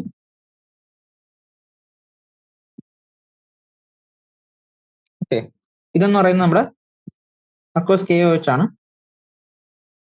അതിലേക്ക് നമ്മുടെ H2 CO2 കൂടെ രണ്ടും കൂടി ഈ സൊല്യൂഷനിൽ നിൽക്കുന്നു. ബാക്കിയുള്ള നൈട്രജൻ ഗ്യാസ് ഇവിടെ മേലെ വന്ന് അക്യുമുലേറ്റ് ചെയ്യുന്നു. ഓക്കെ, അതാണ് ചെയ്യുന്നത്. Let the mass of organic compound equal to m gram, volume of nitrogen collected equal to V1 gram, room temperature equal to T1 Kelvin. Okay, അപ്പൊ ഇവിടെ volume of nitrogen at STP അത് equal to P1 V1 into 273/716 T1. ഇതെന്താണ് ചെയ്യുന്നത്? ഇവിടെ നമുക്ക് directly നമ്മൾ ഇതാണ് evaluate ചെയ്ത് എന്താണ് ഇൻറ്റു ചെയ്തത്. P1 V1 ബൈ T1 പറയാം. PV ഈക്വൽ ടു NRT എന്താണ് ഒരു അല്ലെ, NRT ആണ് നമുക്കറിയാം അല്ലെ. അപ്പൊ ഇവിടെ P1 V1 ബൈ T1 നമ്മൾ രണ്ടിടത്ത് ഇക്വേറ്റ് ചെയ്യുന്നു. ഇപ്പൊ PV ബൈ T എന്ന് പറയുന്നത് എന്താണ്, ഒരു NR ആണ്, അല്ലെങ്കിൽ അതൊരു കോൺസ്റ്റന്റ് ആണ്. PV ബൈ T രണ്ടിടത്ത് കോൺസ്റ്റന്റ് ആയിരിക്കണം. അപ്പൊ അതാണ് നമ്മൾ ഇക്വേറ്റ് ചെയ്യുന്നത്. P1 V1 by T1 equal to P2 V2 by T2. Okay, ഈ P2 V2 T2 എന്ന് പറയുന്നത് നമ്മുടെ അറ്റ്മോസ്ഫിയർ പ്രഷറിലുള്ള കാര്യങ്ങളാണ്. ഓക്കെ, ഈ P1 V1 ബൈ T1 എന്ന് പറയുന്നത് ഇവിടെ ഈ ട്യൂബിനകത്തുള്ള നൈട്രജന്റെ കണ്ടീഷൻസ് ആണ് ഈ പറയുന്നത് P1 V1 ബൈ T1 എന്ന് പറയുന്നത്. ഓക്കെ, അപ്പൊ അവിടെ നിന്ന് നമുക്ക് V1 എന്തെടുക്കാം? V1 ഈക്വൽ ടു ഈ 2-ന് പകരം നമ്മുടെ അറ്റ്മോസ്ഫിയറിന് വേണ്ടി PA എന്ന് എടുക്കാം. PA into VA by TA. Sorry, നമുക്ക് ഇവിടെ കണ്ടുപിടിക്കേണ്ടത് V2 ആയിരുന്നു. അതാണ് ഇവിടെ പറഞ്ഞത്. V2 equal to P1 V1 by T1 into T2 by P2 എന്ന് വരും അല്ലേ. അതാണ് നമ്മൾ ചെയ്യുന്നത്. നമുക്ക് STPയിലുള്ള നൈട്രജന്റെ വോളിയാണ് വേണ്ടത്. ഓക്കെ, അവിടെ നമുക്ക് വോളിയം കിട്ടി. T2 P2 എന്താണ് അറ്റ്മോസ്ഫിയറിക് STPയിലുള്ള കണ്ടീഷൻസ് ആണ്. അപ്പൊ T2 എന്ന് പറയുന്നത് എന്താണ് ഇവിടെ 273 കെൽവിനും P2 എന്ന് പറയുന്നത് 760 mm ഓഫ് Hg ആണ് നമ്മൾ എടുക്കുന്നത്. അപ്പൊ ആ വാല്യൂസ് ആണ് നമുക്ക് ഇവിടെ കൊടുത്തേക്കുന്നത്. V2 equal to P1 V1 by T1 into 273/760. അപ്പൊ നമുക്ക് എന്താണ് STPയിലുള്ള നൈട്രജന്റെ വോളിയം കിട്ടി. ഓക്കെ, നമുക്ക് ആ വോളിയം കിട്ടിക്കഴിഞ്ഞ് നമുക്ക് എത്ര നൈട്രജൻ ഉണ്ടെന്ന് കണ്ടുപിടിക്കാം. നമുക്കറിയാം 22.4 ലിറ്റർ ഓഫ് നൈട്രജൻ അല്ലേ. STPയിൽ 22.4 ലിറ്റർ ഓഫ് നൈട്രജൻ എന്ന് പറയുന്നത് എന്താണ്? 1 മോൾ നൈട്രജൻ ആണ്, നൈട്രജൻ ഗ്യാസ് ആണ് അല്ലേ. അല്ലെങ്കിൽ എന്താ നമുക്ക് 28 grams ഓഫ് നൈട്രജൻ ആണ് നമുക്കറിയാം അല്ലേ. 22.4 ലിറ്റർ അല്ലെങ്കിൽ 22400 ml നമുക്ക് അതാണ് ലിറ്റർ. അതാണ് STPയിൽ 28 gram നൈട്രജൻ അല്ലേ. അല്ല, അപ്പൊ നമുക്ക് ഇവിടെ കിട്ടുന്ന 1 ml എന്ന് എന്തായിരിക്കും? 1 ml എന്ന് പറഞ്ഞാൽ 28/22400 gram ഓഫ് N2 ആണ് അല്ലേ. അപ്പൊ നമുക്ക് V ആണ് നമുക്ക് കിട്ടിയ വോളിയം എങ്കിൽ, VML നമുക്ക് കിട്ടിയ വോളിയം എങ്കിൽ അപ്പൊ എന്താ കിട്ടും? V ഇൻറ്റു 28/22400 gram നൈട്രജൻ ആണ് നമുക്ക് ഇവിടെ കിട്ടുന്നതെന്ന് പറയാം അല്ലേ. അതാണ് നമുക്ക് ഇവിടെ കിട്ടിയേക്കുന്ന ഈ വോളിയം. ഈ വോളിയത്തിൽ ഇത്രയും വെയിറ്റ് ഉണ്ട്. ഓക്കെ, അങ്ങനെയാണെങ്കിൽ നമുക്ക് നൈട്രജന്റെ വെയിറ്റ് കിട്ടി. നൈട്രജന്റെ വെയിറ്റ് കിട്ടി കഴിഞ്ഞാൽ പിന്നെ അതിന്റെ പേഴ്സൻറ്റേജ് നമുക്ക് എങ്ങനെ കണ്ടുപിടിക്കാം? പേഴ്സൻറ്റേജ് VML നമുക്ക് ഇത്രയും ഗ്രാമാന്ന് കിട്ടി. ഓക്കെ, ഇതാണ് നമുക്ക് അതിന്റെ മാസ് നമുക്ക് W എന്ന് എടുക്കാം. ഈ ഗേറ്റ് നമുക്ക് W എന്ന് എടുക്കാം. അപ്പൊ നമുക്ക് പേഴ്സൻറ്റേജ് ഓഫ് നൈട്രജൻ എങ്ങനെ കണ്ടുപിടിക്കാം? എന്താണ്? Weight of nitrogen by weight of the molecular compound into 100 അല്ലേ. ഓർഗാനിക് കോമ്പൗണ്ടിന്റെ വെയിറ്റ് വെച്ച് ഡിവൈഡ് ചെയ്ത് ഇൻറ്റു 100 നമുക്ക് പേഴ്സൻറ്റേജ് ഓഫ് നൈട്രജൻ കിട്ടി. അതാണ് ഇവിടെ ചെയ്യുന്നത്. അപ്പൊ നമുക്ക് 28/22400 V ഇപ്പൊ വെയിറ്റ് കിട്ടി. അത് ഡിവൈഡഡ് ബൈ M ഇൻറ്റു 100. അതാണ് പേഴ്സൻറ്റേജ് ഓഫ് നൈട്രജനോട് വരുന്നത്. കണ്ടോ? നമ്മൾ ഗ്യാസ് കിട്ടുന്ന വോളിയത്തിന് നമ്മൾ അതിന്റെ വെയിറ്റ് ആക്കുന്നു. എന്നിട്ട് അത് divided by total organic compound mass into 100. അത് ചെയ്യുമ്പോൾ നമുക്ക് പെർസെന്റേജ് ഓഫ് നൈട്രജൻ കിട്ടും. ഇതാണ് എന്ത് ഡു മാസ് മെത്തേഡ് എന്ന് പറയുന്നത്. ഓക്കെ, അപ്പം എസ്റ്റിമേഷൻ ഓഫ് നൈട്രജനിൽ ഡു മാസ് മെത്തേഡ് നമ്മൾ പറഞ്ഞു. അടുത്ത നമുക്ക് പറയാനുള്ളത് ജെൽഡാൽസ് മെത്തേഡാണ്. Kjeldahl's method, the compound containing nitrogen is heated with concentrated sulphuric acid. അപ്പം എന്താണ് നമുക്ക് വേണ്ട കോമ്പൗണ്ട് നമ്മൾ ആദ്യം കോൺസെൻട്രേറ്റഡ് സൾഫ്യൂരിക് ആസിഡ് വെച്ച് ഹീറ്റ് ചെയ്യുന്നു. അപ്പോൾ ഹീറ്റ് ചെയ്യുമ്പോൾ എന്ത് പറ്റുന്നു, nitrogen in the compound gets converted to ammonium sulfate. The resulting acid mixture is then heated with the excess of sodium hydroxide. The liberated ammonia gas is absorbed in an excess of standard solution of sulfuric acid. The amount of ammonia produced is determined by estimating the amount of sulfuric acid consumed in the reaction. It is done by estimating. ഇപ്പോൾ ഇവിടെ നമുക്ക് ആദ്യം organic compound നമ്മൾ എന്താണ് sulphuric ആസിഡുമായിട്ട് react ചെയ്യുന്നു. Okay, sulphuric acid react ചെയ്യുമ്പോൾ എന്ത് പറ്റുന്നത്, അമോണിയം സൾഫേറ്റ് ആയിട്ട് മാറുന്നു. ഈ അമോണിയം സൾഫേറ്റിനെ നമ്മൾ സോഡിയം ഹൈഡ്രോക്സൈഡ് റിയാക്ട് ചെയ്തിട്ടുണ്ടെന്ന് അവിടെ നമുക്ക് NH3 കിട്ടും. ഓക്കെ, ആ NH3 നമ്മൾ വീണ്ടും എന്താണ് ആ NH3 നമ്മൾ വീണ്ടും ബാക്കിയുള്ള സൾഫ്യൂരിക് ആസിഡ്, ഇപ്പൊ ഇവിടെ നമുക്ക് ഓർഗാനിക് കോമ്പൗണ്ടിലായിട്ട് നമ്മൾ H2SO4 റിയാക്ട് ചെയ്തല്ലോ, അതൊരു VML ഉണ്ടെന്ന് വിചാരിക്കുക. ഓക്കെ, VML നമുക്കൊരു എത്രയോ റിയാക്ട് ചെയ്ത് ബാക്കിയുള്ള H2SO4 ആയിട്ട് എന്താണ് നമ്മൾ ഈ അമോണിയ റിയാക്ട് ചെയ്യും. അപ്പൊ അമോണിയ റിയാക്ട് ചെയ്യുമ്പോൾ നോക്കട്ടെ അമോണിയം സൾഫേറ്റ് കിട്ടും. ഓക്കെ, അപ്പൊ നമ്മൾ എത്ര H2SO4 ഇവിടെ റിയാക്ട് ചെയ്തു എന്ന് നമ്മൾ എങ്ങനെ കണ്ടുപിടിക്കും, അതിനുള്ള പരിപാടിയാണ് ഇവിടെ പറയുന്നത്. അപ്പൊ ആദ്യം നമുക്ക് സൾഫ്യൂരിക് ആസിഡിന്റെ മൊളാരിറ്റി നമ്മൾ M ആയിട്ട് എടുക്കുന്നു, അതിന്റെ വോളിയം നമ്മൾ V ആയിട്ട് എടുക്കുന്നു. അപ്പൊ ആലോചിക്കുക, നമ്മൾ ഓർഗാനിക് നമ്മൾ H2SO4 റിയാക്ട് ചെയ്ത് 2 NH3 ഉണ്ടായി. ഓക്കെ, അമോണിയം സൾഫേറ്റ് നമുക്ക് ഇവിടെ ഉണ്ടായി. ഓക്കെ, അപ്പൊ ആലോചിക്കാം, നമുക്ക് അമോണിയം സൾഫേറ്റ് ഇവിടെ ഉണ്ടായി. അപ്പൊ ഒരു അമോണിയം സൾഫേറ്റ് മോളിക്യൂൾ നമുക്ക് 2 NaOH ആയിട്ട് റിയാക്ട് ചെയ്യാം അല്ലേ, 2 NaOH റിയാക്ട് ചെയ്ത അവിടെ 2 അമോണിയം ഉണ്ടാകും. ഓക്കെ, ഇവിടെ റിയാക്ട് ചെയ്ത NaOHന്റെ വോളിയം നമ്മൾ V1 ആയിട്ട് എടുക്കും. ഓക്കെ, അപ്പൊ ആലോചിക്കാം, ഒരു H2SO4 ആയിട്ട് റിയാക്ട് ചെയ്ത് ഉണ്ടായ അമോണിയം സൾഫേറ്റിനായിട്ട് റിയാക്ട് ചെയ്യാൻ നമുക്ക് എത്ര NaOH വേണം, 2 NaOH വേണ്ടി വന്നു അല്ലേ. അപ്പൊ ആലോചിക്കുക, ഇവിടെ V1 amount of NaOH react ചെയ്തെങ്കിൽ ഇവിടെ എത്ര H2SO4 മേലെ റിയാക്ട് ചെയ്തു, V1 amount of NaOH react ചെയ്തിട്ടുണ്ടെങ്കിൽ മേലെ ഇപ്പൊ എത്ര H2SO4 റിയാക്ട് ചെയ്ത് കാണും, അതിന്റെ പകുതി എമൗണ്ട് ഓഫ് H2SO4 മേലെ റിയാക്ട് ചെയ്ത് കാണത്തുള്ളൂ. കാരണം ഒരു H2SO4 react ചെയ്തുണ്ടായ NH4 twice SO4 react ചെയ്യാൻ വേണ്ടി നമുക്ക് 2 NaOH വേണ്ടി വന്നു അല്ലേ. അപ്പൊ 2 NaOH വേണ്ടി വന്നു ഒരു H2SO4 ആയിട്ട് റിയാക്ട് ചെയ്യും. ആ ലോജിക്ക് ആലോചിക്കുകയാണെങ്കിൽ ആലോചിച്ച് നോക്കുക, നമുക്ക് ഇവിടെ V1 amount of NaOH react ചെയ്തെങ്കിൽ മേളിൽ എത്ര H2SO4 റിയാക്ട് ചെയ്ത് കാണും, V1/2 എമൗണ്ട് ഓഫ് H2SO4 മേലെ റിയാക്ട് ചെയ്ത് കാണും അല്ലേ. അപ്പൊ ബാക്കി അവിടെ എത്ര H2SO4 ഇനി ഉണ്ട്, Vയിൽ V1/2 റിയാക്ട് ചെയ്തു. അപ്പൊ V - V1/2 amount of sulphuric acid ആണ് ഇവിടെ ബാക്കി ഉണ്ടായിരുന്നത്. ആ സൾഫ്യൂരിക് ആസിഡ് ആണ് ഇവിടെ അമോണിയ ആയിട്ട് റിയാക്ട് ചെയ്യുന്നത്. ഓക്കെ, അതാണ് ഇവിടെ ചെയ്യുന്നത്. ഓക്കെ, ഇനി ഇവിടെ നോക്കാം, ഇവിടെ ഇനി അത് റിയാക്ട് ഇവിടുത്തെ അമോണിയ ആയിട്ട് റിയാക്ട് ചെയ്യുന്ന H2SO4 ആണ്. അപ്പൊ നമുക്കറിയാം ഒരു V - V1/2 അല്ലെങ്കിൽ ആലോചിക്കുക, നമുക്ക് ഇവിടെ 2 NH3 ആയിട്ട് റിയാക്ട് ചെയ്യാൻ ഒരു H2SO4 മതി. ഓക്കെ അല്ലേ. അപ്പം ഇവിടെ V - V1/2 H2SO4 ഇവിടെ റിയാക്ട് ചെയ്തെങ്കിൽ, ഓക്കെ, V - V1/2 H2SO4 ഇവിടെ റിയാക്ട് ചെയ്യുന്നുണ്ട്. റിയാക്ട് ചെയ്തപ്പോൾ ഇവിടെ എത്ര അമോണിയ അപ്പൊ റിയാക്ട് ചെയ്യണം, അതിന് ഡബിൾ എമൗണ്ട് ഓഫ് അമോണിയ ഇവിടെ റിയാക്ട് ചെയ്യണം അല്ലേ. അപ്പൊ ഇവിടെ എത്ര അമോണിയ റിയാക്ട് ചെയ്യുന്നുണ്ട്, 2 × V - V1/2 amount of ammonia ഇവിടെ റിയാക്ട് ചെയ്യുന്നുണ്ട്. ഓക്കെ, ഇവിടെ റിയാക്ട് ചെയ്ത അമോണിയയുടെ എമൗണ്ട് ഇവിടെ കിട്ടുന്ന 2 × V - V1/2 ആണ്. അതെങ്ങനെ കിട്ടിയെന്ന് മനസ്സിലായില്ല. ആദ്യം നമ്മൾ NaOH റിയാക്ട് ചെയ്ത NaOHന്റെ എമൗണ്ട് നമ്മൾ V1 എന്ന് എടുത്തു ഇല്ലേ. V1 എന്ന് എടുത്തപ്പോ ഇവിടെ ആദ്യം റിയാക്ട്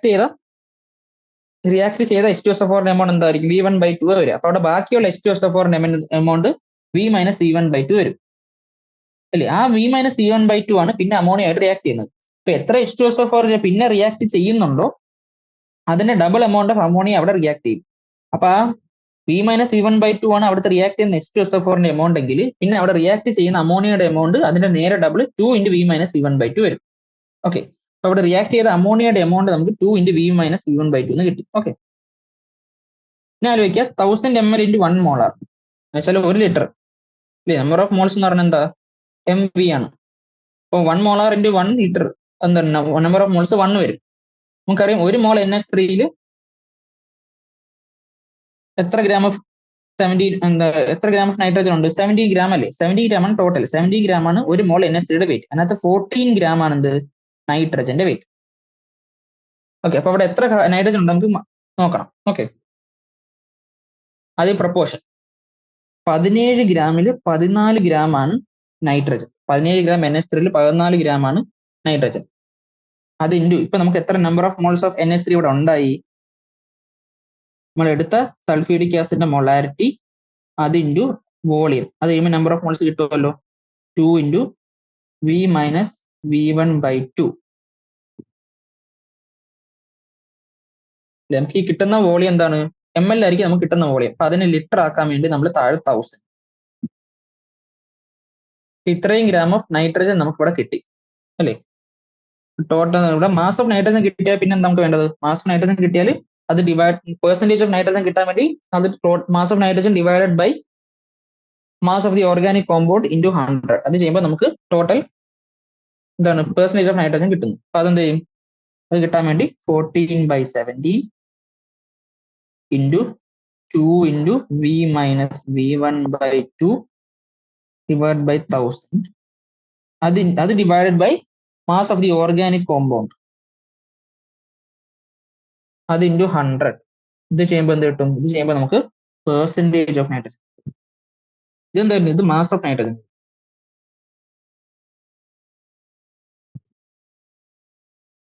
അതാണ് ഇവിടെ ചെയ്യുന്നത്. നമുക്ക് ഫൈനൽ ഫോർമുല ഇങ്ങനെ കിട്ടണം. ഓക്കെ,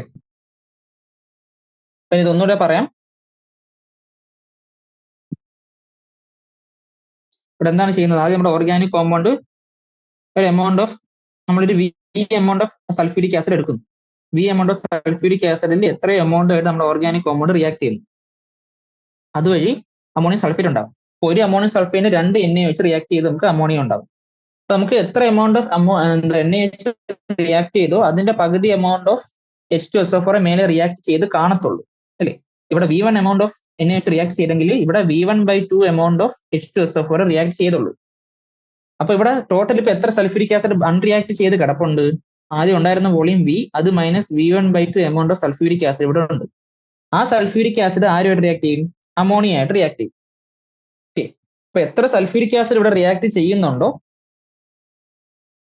അതിന്റെ ഡബിൾ എമൗണ്ട് ഓഫ് അമോണിയ ഇവിടെ ഉണ്ടാവും. അപ്പൊ ആ ഡബിൾ എമൗണ്ട് ഓഫ് അമോണിയ എത്രയായിരിക്കും? ഇത്രയും 2 × V-C1/2 എമൗണ്ട് ഓഫ് എന്താണ് അമോണിയ ആണ് ഇവിടെ റിയാക്ട് ചെയ്യുന്നത്. അപ്പൊ നമുക്ക് റിയാക്ട് ചെയ്ത അമോണിയയുടെ വോളിയം കിട്ടിക്കഴിഞ്ഞാൽ നമുക്കറിയാം വെയിറ്റ് ഓഫ് നൈട്രജൻ എങ്ങനെ കണ്ടുപിടിക്കും? വെയിറ്റ് ഓഫ് നൈട്രജൻ നമ്മൾ നൈട്രജൻ ഇവിടെ എത്ര റിയാക്ട് ചെയ്യുന്നുള്ളത് നമ്മൾ എങ്ങനെ കണ്ടുപിടിക്കും? നമുക്കറിയാം എന്താണ് 17 ഗ്രാം അമോണിയയിൽ 14 ഗ്രാം എന്താണ് നൈട്രജൻ ആണ് ഉള്ളത്. അപ്പം 14/17 ഇൻറ്റു എടുത്ത സൾഫ്യൂരിക് ആസിഡിന്റെ മൊളാരിറ്റി ഇൻറ്റു റിയാക്ട് ചെയ്ത അമോണിയയുടെ വോളിയം. ആ വോളിയം മില്ലി ലിറ്ററിലാണ് ഉള്ളത്, അതിന് ലിറ്റർ ആക്കാൻ നമ്മൾ 1000 ചെയ്യുന്നു. ഇത് ചെയ്യുമ്പോൾ വെയിറ്റ് ഓഫ് നൈട്രജൻ എത്ര? ആ കോമ്പൗണ്ടിലുള്ള നൈട്രജന്റെ വെയിറ്റ് കിട്ടി. ഇനി പെർസെന്റേജ് ഓഫ് നൈട്രജൻ കണ്ടുപിടിക്കാൻ വേണ്ടി ഈ സാധനത്തിന് നമ്മൾ മൊത്തത്തിൽ എന്ത് ചെയ്യുന്നു? ടോട്ടൽ ഓർഗാനിക് കോമ്പൗണ്ടിന്റെ മാസ് വെച്ച് ഡിവൈഡ് ചെയ്ത് അത് ഇൻറ്റു 100 ചെയ്യുന്നു. അത് ചെയ്യുമ്പോൾ നമുക്ക് പെർസെന്റേജ് ഓഫ് നൈട്രജൻ നമുക്ക് ഇവിടെ കിട്ടും. ഓക്കെ, ഇതാണ് ജെൽഡാൽസ് മെത്തേഡിന്റെ തിയറി എന്നുള്ളത്. ഓക്കെ, പിന്നെ ജെൽഡാൽസ് മെത്തേഡ് നമ്മൾ ആലോചിക്കേണ്ട കാര്യം കുറച്ച് ലിമിറ്റേഷൻസ് ഉണ്ട്. എന്താണ്? നൈട്രജൻ ഗ്രൂപ്പ് ഈ ഓർഗാനിക് കോമ്പൗണ്ട് ഉള്ളത് നൈട്രോയോ അസോ ഗ്രൂപ്പോ ഒക്കെ ആയിട്ടാണെങ്കിൽ, അല്ലെങ്കിൽ റിങ്ങിലുള്ള നൈട്രജൻ ഗ്രൂപ്പ് ആണെങ്കിൽ, പിരിഡിൻ എക്സാമ്പിൾ ആണ് നിൽക്കുന്നത്, അങ്ങനെയുള്ള നൈട്രജൻ ഗ്രൂപ്പ് ഉള്ള എന്താണ് ഇത് വെച്ച് നമുക്ക് റിയാക്ട് ചെയ്യാൻ പറ്റത്തില്ല. കാരണം അങ്ങനെയുള്ള അങ്ങനെയുള്ള നൈട്രജനെ നമുക്ക് അവിടെ അമോണിയം സൾഫേറ്റ് ആയിട്ട് മാറ്റാൻ പറ്റത്തില്ല ഈ കണ്ടീഷൻസ്. അപ്പൊ അമോണിയം സൾഫേറ്റ് ആയില്ലെങ്കിൽ എന്താണ് അത് NaOH റിയാക്ട് ചെയ്യത്തില്ല, അമോണിയം ഉണ്ടാകത്തില്ല. അപ്പൊ അങ്ങനെ കേസിൽ നമുക്ക് ജെല്ലാൽസ് മെത്തേഡ് ഉപയോഗിക്കാൻ പറ്റില്ല. അപ്പൊ അതാണ് അതിന്റെ ഒരു ലിമിറ്റേഷൻ എന്ന് പറയുന്നത്. ബാക്കി നമുക്ക് അടുത്ത ക്ലാസ്സിൽ ഡിസ്കസ് ചെയ്യാം. Thank you.